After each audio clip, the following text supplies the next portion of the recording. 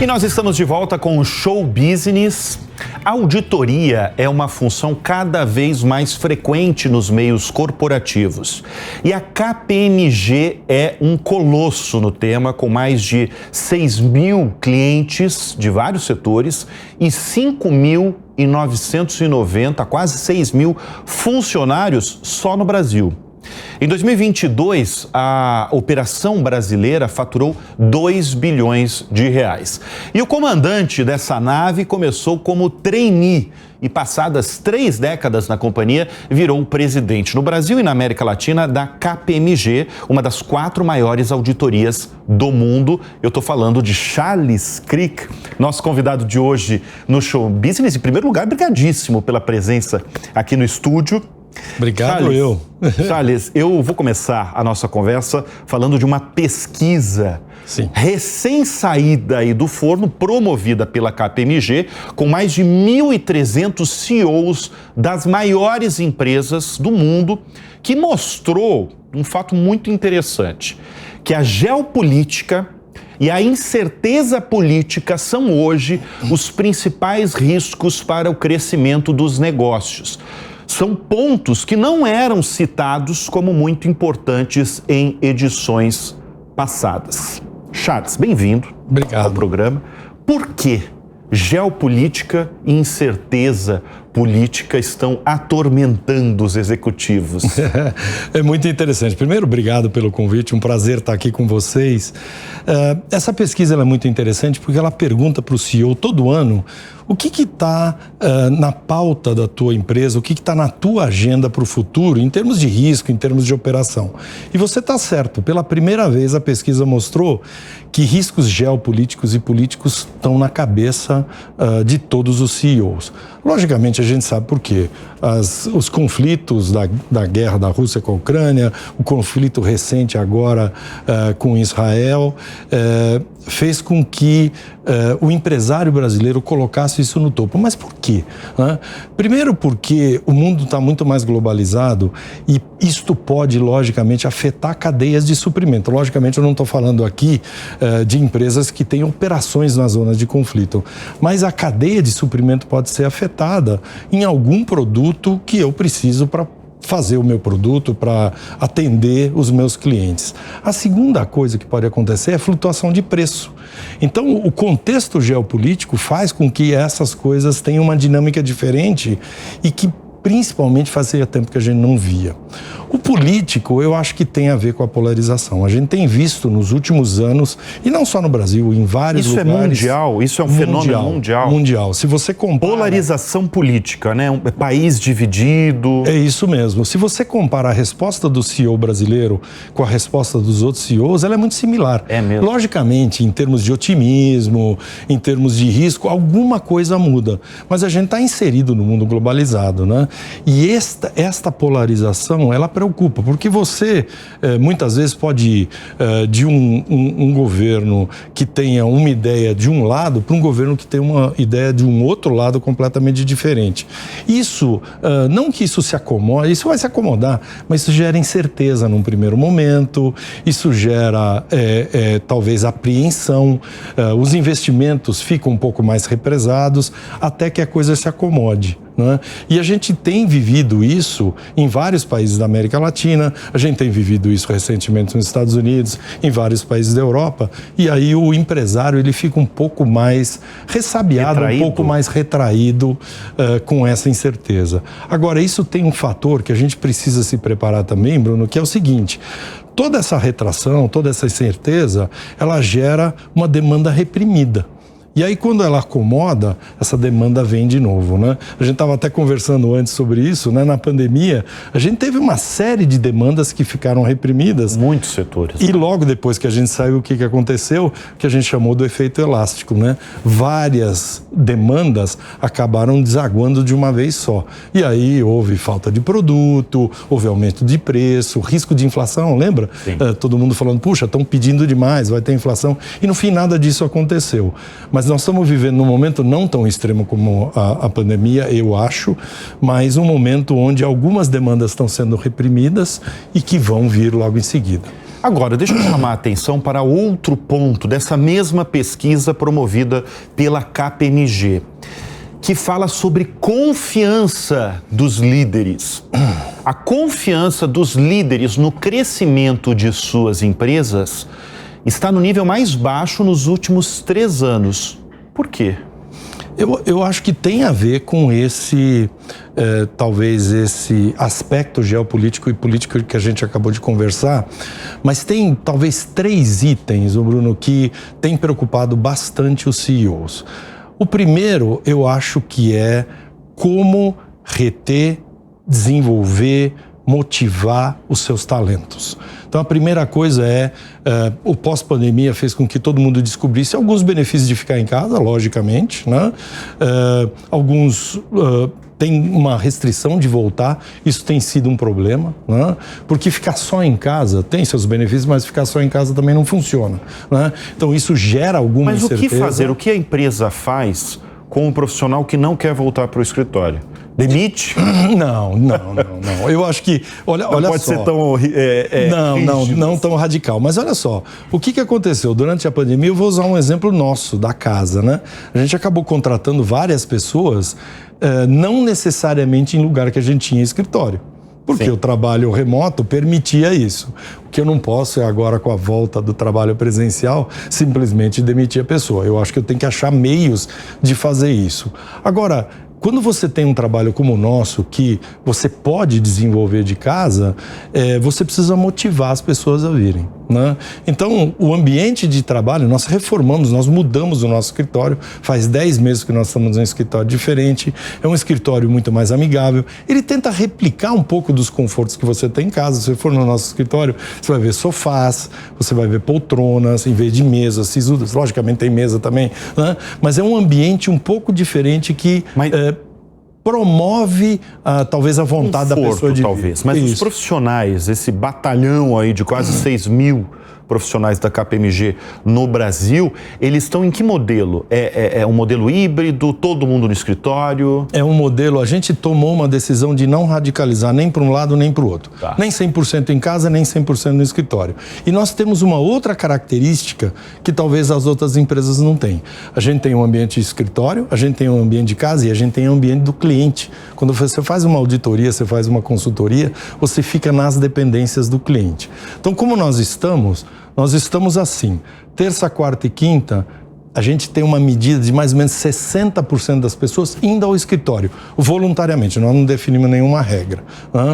Segunda e sexta é o dia do home office. As pessoas estão ficando muito mais em casa. Então é assim que tem sido. E o que a gente tem promovido é um happy hour no final do dia, um treinamento para motivar as pessoas a virem. Então você precisa fazer alguma coisa diferente para motivar. Agora, Charles, você comentou que uma das preocupações dos executivos é formar, reter talentos nas suas empresas.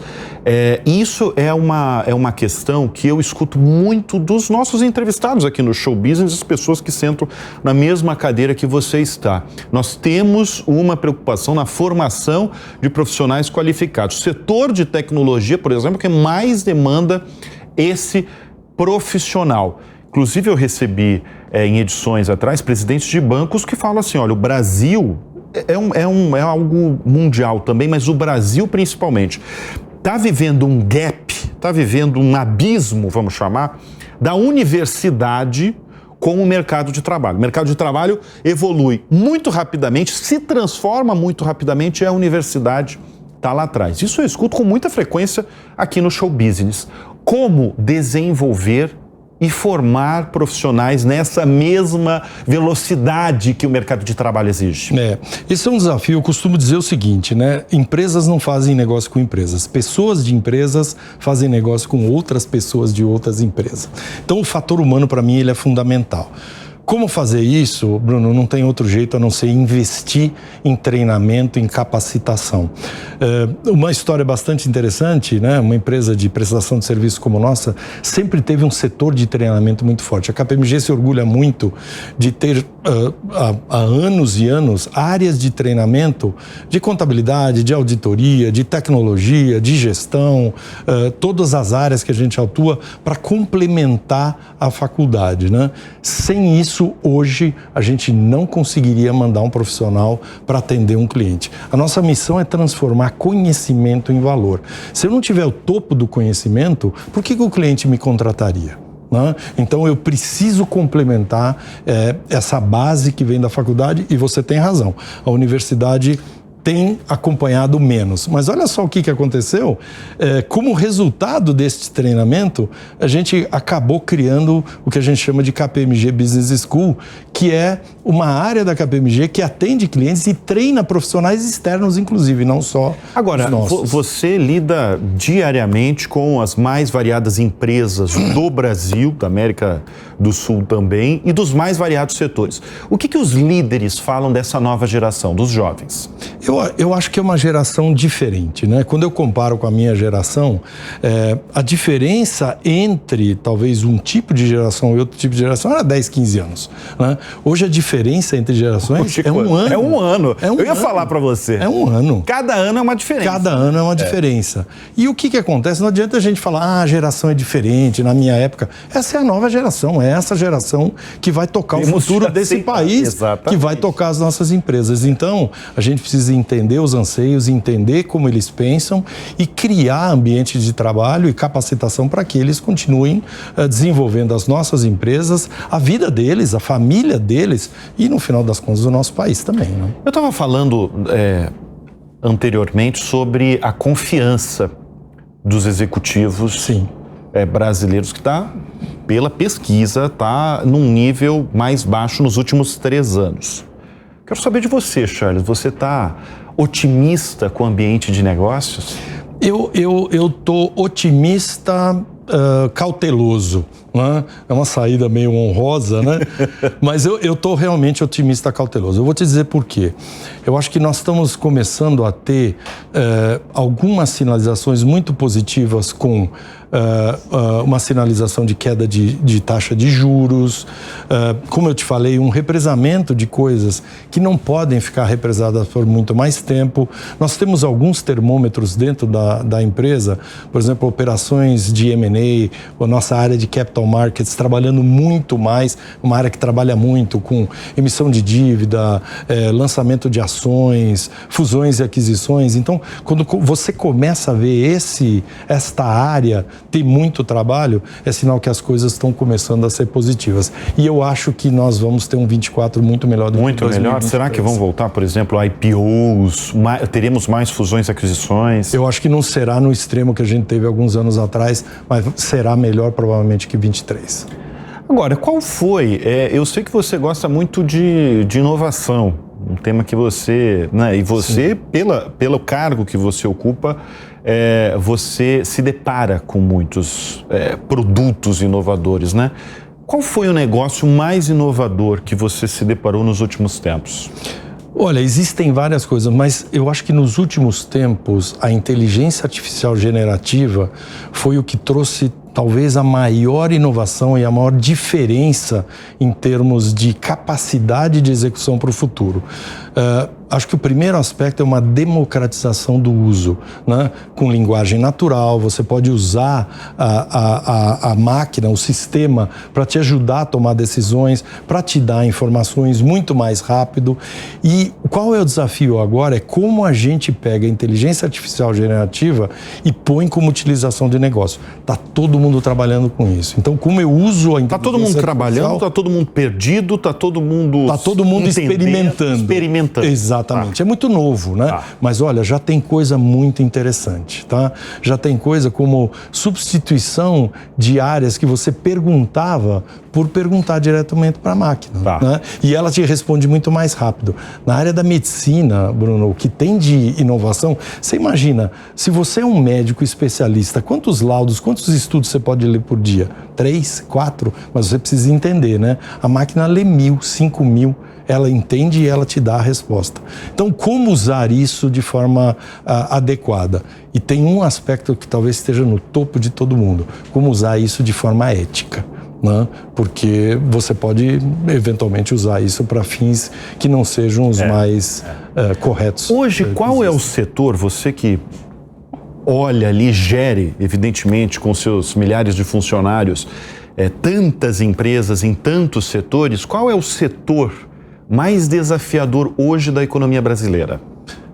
Eu acho que existe por um lado, talvez o agro brasileiro, que a gente tem que ter um orgulho enorme. O que o agro faz no Brasil é uma potência. Uma potência em termos de inovação. Quase 30% do PIB. Impressionante. 26, 27, impressionante. Se você pegar o último PIB nosso e tirar o agro, ele vai ficar pequenininho. O agro nos ajudou demais. E a gente não tem que ter vergonha disso. É muito bom isso. Mas não é um agro simplesmente de cultura, dessas coisas. É um agro com tecnologia, com inovação, com modernidade. Então o agro é um setor que vai muito bem. Eu acho que o setor financeiro brasileiro é um modelo para o mundo inteiro, né? Os nossos bancos, as nossas seguradoras, as fintechs. Então é um mercado que está indo muito bem. Qual foi o setor este ano que mais sofreu? Como sempre, quando a economia está mais desafiadora, quando existe mudança de governo e tal, o varejo tem sofrido muito mais esse ano do que sofreu nos últimos anos. Mas vai recuperar também. Mas por quê? As pessoas estão comprando menos? Estão comprando menos, com certeza, estão comprando menos. E o setor também, ele está se adaptando para o varejo físico e o varejo virtual. Então, tem várias adaptações acontecendo. Ô Charles, eu queria falar um pouco de um dos maiores business aí de vocês, porque vocês têm alguns business, quero até que você fale desse, mas um dos que a KPMG é conhecida, que é auditoria. Sim. Eu queria que você explicasse para o nosso espectador mesmo qual que é o papel do auditor e por que essa função está sendo tão falada nos últimos tempos. Sim. Bom, a auditoria é uma área formada por profissionais ultra treinados, que são formados em contabilidade, né? Mas não necessariamente só em contabilidade, mas em contabilidade. E o objetivo da auditoria é analisar a preparação das demonstrações financeiras que o cliente preparou. Então, é dizer se aquelas demonstrações financeiras, que é o balanço, a demonstração de resultado, todas as peças de uma demonstração financeira, foram preparadas de acordo com uma determinada norma para dar credibilidade para aquilo. A auditoria, ela surgiu efetivamente para dar conforto a quem compra ações de que aquela empresa preparou demonstrações financeiras que estão de acordo com as normas que eu espero encontrar naquelas demonstrações financeiras. Mas hoje, a auditoria, ela ultrapassou um pouco essa barreira, né? Então, hoje você vê empresas que não são de capital aberto fazendo auditoria. Nós temos lei para isso, eu não quero ficar entrando aqui em todos os detalhes, mas você tem até empresa pequena que fala, olha, para dar credibilidade para minha demonstração financeira, eu quero um auditor. Por quê? Pode ser interno e pode ser o externo, pode ser um independente. Pode ser os dois, mas ou pode ser os dois. A auditoria é o auditor externo, é aquele que dá um parecer sobre a demonstração financeira. Mas olha só que interessante, Bruno. Um banco, para emprestar dinheiro, ele vai querer ter um balanço auditado. Um fornecedor, para te fornecer produto, ele vai querer ver um balanço auditado. Não é só o mercado acionário. Por isso que eu acho que essas são razões que fizeram com que a auditoria ultrapassasse as barreiras ou as fronteiras das companhias abertas. Então, hoje, ter auditoria é algo muito mais comum do que era antes. Seja capital aberto, seja... capital fechado, empresas menores... Mas você está falando da demanda das empresas mesmo, mas eu acho que a função para o público em geral também, as pessoas estão sabendo o que é a auditoria mesmo, né? Isso é uma coisa mundial. Não sei se é porque tem determinados escândalos globais de determinadas empresas, que muitas vezes as pessoas mesmo, a mídia mesmo, questiona o papel do auditor. Eu acho que tem determinadas coisas, tem determinados momentos que virou uma questão mais das pessoas mesmo, de as pessoas parecerem a ver o que é o papel do editor. Do auditor, do editor não. Não, do auditor, exatamente. E o auditor, se você pensar, né, ele está lá para dar talvez credibilidade para algo que a empresa preparou. O auditor, olha só, uma das coisas que as pessoas confundem é se o auditor está emitindo a demonstração financeira. Ele não poderia dar uma opinião sobre aquilo se ele mesmo emitisse. Então, quem emite toda a demonstração financeira são as empresas, são os clientes. O auditor vai lá, faz testes, faz procedimentos de acordo com normas internacionais para dizer se aquilo está de acordo com a norma. Ô Charles, o que um auditor não pode fazer de maneira alguma? Nossa senhora, tem um monte de coisa que ele não pode fazer de forma nenhuma, né? Mas o auditor, ele tem uma regra específica, né, do que o auditor deve fazer, né? Então o auditor, ele deve ter ética, o auditor deve ser independente, tanto que se chama auditoria independente, né? E outras coisas, a gente podia fazer uma lista aqui sobre o que o auditor não deveria fazer. E agora, você tem 37 anos na empresa, você começou como trainee, né? Comecei como trainee. Assim, se você pegar um ponto da transformação, não só da empresa, mas assim de todos esses setores, você pode falar inclusive do papel do auditor, o que mais mudou? Eu acho que o que mudou, eu não quero ser nostálgico aqui, mas quando eu comecei a auditoria, eu recebi um bloco de 14 colunas, uma lapiseira e fui trabalhar, né? Então eu fui fazer o meu trabalho. Eu acho que o que mais mudou foram as ferramentas de tecnologia para ajudar o auditor a ser mais rápido, a ser mais eficiente, a aumentar as suas amostras. Então, a evolução da tecnologia aplicada na auditoria aumentou muito. O volume de investimento, as parcerias que a gente tem com vários provedores no desenvolvimento de ferramentas, é um negócio enorme, né? Hoje, você extrai os dados do cliente de forma eletrônica, a máquina faz uma série de testes e você trabalha muito mais com exceções. Quando eu comecei não era assim, eu tinha que pegar uma nota fiscal, comparar, então várias coisas mudaram. Mas a tecnologia, para mim, foi o que mais mudou. Qual que é a sua formação? Eu sou administrador de empresa e contador. Administrador de empresas e contador. Contador. Agora, enfim, você tem uma formação aí, 2 formações. Qual foi o ponto ou característica determinante para você que você considera assim, que foi assim crucial para você ascender na sua trajetória profissional e chegar ao cargo de presidente da empresa? Eu acho que tem algumas coisas que eu sempre divido com os meus colegas, né? E eu tenho talvez o primeiro falar que eu tenho um privilégio enorme de lidar só com pessoas excepcionais lá dentro da empresa, né? Só para você ter uma ideia, 2,5%, 2 a 2,5% das pessoas que passam por uma empresa como a nossa se torna sócio. Então é pouco, é uma seleção muito grande, né?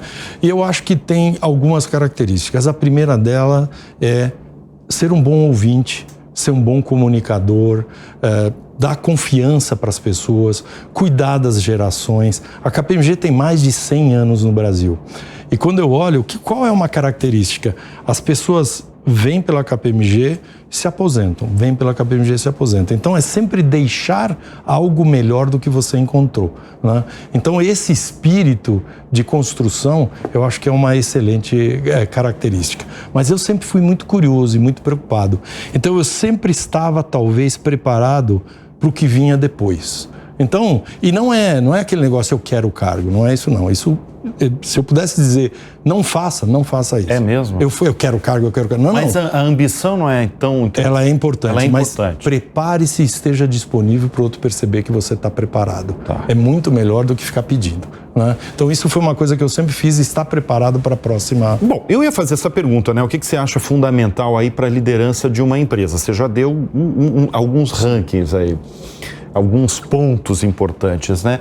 Agora, para você, quais são as maiores qualidades e também defeitos de um presidente de uma empresa? Puxa vida, essa é difícil. O cara que comanda ali, ó, assim, você comanda com 6 mil funcionários, mas o cara que comanda, sei lá, 10 funcionários ou 10 mil funcionários, o que você acha importante ele ter? Você tem convívio aí quase diário com essa turma toda. Mas olha só, eu acho que a parte dos defeitos talvez seja um pouco mais complexa, mas eu não vou fugir não, eu vou te falar. Para mim, qualidades é valores e propósito. Ninguém quer trabalhar com quem não tem valores, não tem propósito, não tem visão de futuro, não tem direção, não inspira, né? Eu sempre brinco com as pessoas que estão comigo, que música toca quando senta na sala? Uma música alegre ou uma música triste? É isso que anima as pessoas a virem trabalhar todo dia. Quem responder triste já está fora. Já está fora. Do seu entorno.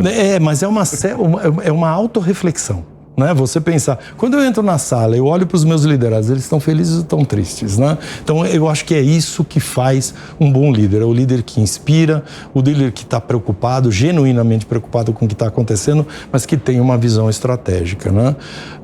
Eu acho que um dos principais defeitos é autoritarismo, não ouvir, talvez ficar muito fechado no seu ambiente. Na sua bolha. Na sua bolha, né? Porque isso tem bastante, né? Com certeza. Agora, o que é fundamental? Eu queria falar sobre transformação digital, na verdade, que eu tinha uma resposta sua que aí a gente foi engatando outros assuntos, mas um dos temas que vocês lidam com certa frequência é transformação digital. Sim. Que é um desafio para muitas empresas globais, né? Sobretudo aqui no Brasil. Como transformar uma empresa que não nasceu no digital, uma empresa totalmente analógica, numa empresa digital? Eu acho que a primeira talvez visão que você tem que ter, Bruno, é o que eu preciso para atender às novas demandas de mercado, né? Um erro que a gente sempre vê é a pessoa definir qual tecnologia vai usar sem saber qual é o problema que ela quer solucionar. Então, uma das coisas que eu sempre digo é, eu preciso atingir o meu cliente de uma forma diferente, eu preciso ter processos mais rápidos, eu preciso ter processos mais eficientes, mais baratos, né? Então, aí eu vou escolhendo as tecnologias e eu vou digitalizando processos, né? Eu sempre uso um exemplo que eu gosto muito, né? Como que você pedia pizza antigamente, Bruno? Tinha uma gaveta na tua casa, tinha um cardápio lá e ligava, né? Alguém atendia, Exato. Né? Você pede pizza hoje assim? De maneira alguma. Não tem nem o telefone. Mas pensa sobre a perspectiva de quem tem a pizzaria. Ele teve que investir em computador, ele teve que fazer uma aliança com um aplicativo, ele teve que mudar uma série de coisas no negócio dele. Por que ele teve que fazer isso? Porque o consumidor mudou o comportamento dele, né? Então ele não definiu isso antes. Ele viu que havia uma mudança e ele precisa definir. Outra coisa, antigamente o que ele te perguntava? Você vai pegar em dinheiro, em cartão, em cheque? Total. Hoje não tem mais isso já está totalmente embutido. Então um exemplo singelo, um exemplo simples de transformação digital que partiu do comportamento do consumidor e foi para a empresa.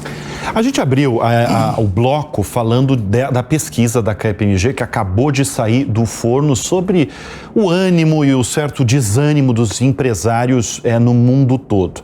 Mas eu queria que você fizesse um relato do que você escuta com frequência dos empresários brasileiros. Qual que é a maior demanda deles hoje? Eu acho que, a gente já falou um pouquinho anteriormente, eu acho que o desafio das pessoas, do talento, da capacitação, da retenção, de achar esse talento, né? Há uma, talvez, carência de talentos disponíveis e uma necessidade de investimento, a gente falou também sobre isso. Então, achar o talento correto, treinar o talento correto e ter processos internos para fazer a retenção desse talento. Então, essa é uma delas. A segunda, Bruno, a gente tem ouvido falar muito de ESG.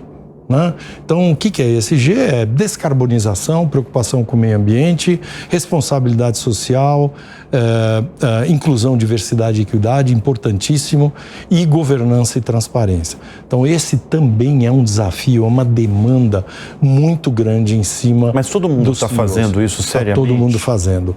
E eu vou te dar alguns exemplos. Hoje há produtos que você não vende mais em determinados mercados internacionais se você não tiver rastreabilidade.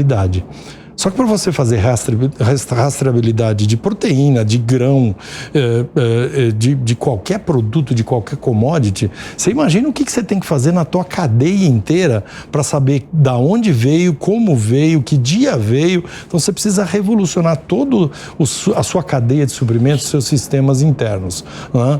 Então esse é uma das coisas que vem acontecendo. A outra é a descarbonização. Ninguém quer se relacionar mais com uma empresa poluidora, com uma empresa que não está preocupada com o meio ambiente. Então, o que várias empresas estão assumindo compromissos de curto, médio e longo prazo para descarbonizar, para emitir menos carbono. Inclusão, diversidade e equidade, isso é um negócio fundamental. Né? Nós na KPMG há muitos anos definimos 4 pilares fundamentais. Né? Um mais antigo deles é a preocupação com a equidade de gênero, que a gente chama de KNOW, KPMG Network of Women. Né? Então, isso promove a equidade de gênero, e a maior preocupação é trazer cada vez mais lideranças femininas para a nossa firma. Hoje nós temos 50% de profissionais mulheres e 50% homens na firma. Na liderança ainda não chegamos nesse lugar, e essa é uma luta que a gente tem. O segundo pilar, ele chama Voices, é o respeito, a proteção, a não discriminação aos nossos profissionais da comunidade LGBTQIA+, né? Um pilar que funciona super bem. O outro se chama Ebony, que é um pilar focado na promoção e no não racismo, né? As nossas comunidades pretas, pardas, aos nossos negros. E o último deles, mas não menos importante, se chama Buddies, que é uma preocupação com os profissionais que têm qualquer tipo de deficiência. Né?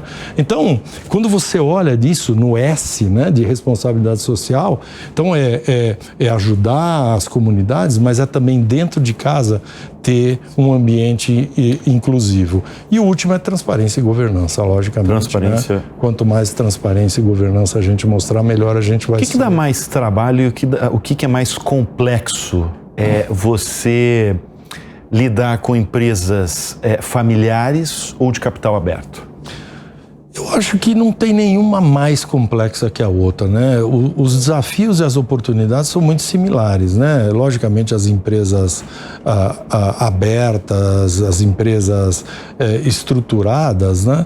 Elas têm processos internos muito mais consolidados, elas têm uma história muito mais longa, elas têm preocupações diferentes, enquanto as empresas menores, elas estão montando processos, elas estão montando governança, às vezes elas estão fazendo uma transição de uma empresa familiar para uma empresa profissional, onde no passado a família cuidava de tudo, e hoje a família está muito mais no conselho e está pegando profissionais do mercado para serem seus CEOs, seus diretores, né? Então, cada uma no seu momento de maturidade. Eu não diria que uma é mais complexa que a outra, mas são momentos de maturidade diferentes. Ô Charles, quem são as suas referências, tanto na profissão quanto na vida?